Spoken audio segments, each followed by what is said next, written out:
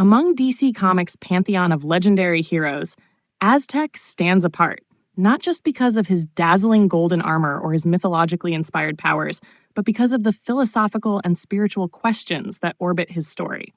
A champion born of gods, science, and sacrifice, Aztek is a rare blend of pre-Columbian mythology and futuristic superheroism, wrapped in mystery, moral complexity, and unflinching courage. His journey isn't just about saving the world. It's about figuring out if it's even worth saving. Aztek first appeared in Aztek, the Ultimate Man #1 in August 1996, created by Grant Morrison and Mark Millar with art by N. Stephen Harris. The series was brief, lasting only 10 issues, but packed a metaphysical punch. Aztek is the chosen champion of the ancient god Quetzalcoatl, trained since birth by a secret society called the Kashi Q Foundation, to combat the coming threat of Tezcatlipoca, the dark god of destruction.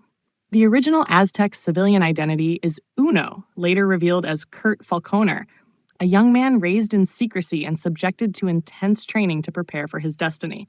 With an advanced suit of armor, powered by both technology and mysticism, Aztek gains flight, invisibility, enhanced strength, density shifting, infrared vision, and the ability to perceive auras and illusions.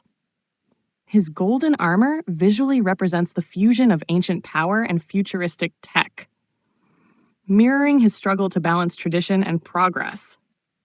Despite his divine mission, Aztek operates as a street-level hero, arriving in the gritty Vanity City, a Gotham-like setting, and working as a doctor while secretly acting as a vigilante. His stories are marked by a high moral code, discomfort with deception, and an ongoing attempt to understand the world beyond the narrow teachings of the Q Foundation. Morrison and Miller layered him with existential conflict, raised to save the world, yet unsure who or what he's really fighting for. Aztek's profile rose when he joined the Justice League of America in 1997, during Morrison's legendary run.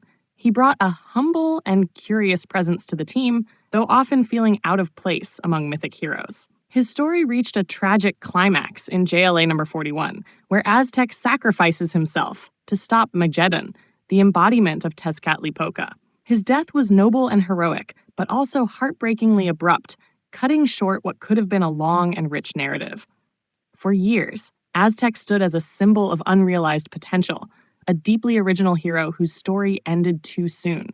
But in 2017, DC revived the legacy with Nayeli Constant, who debuted in Justice League of America number 20.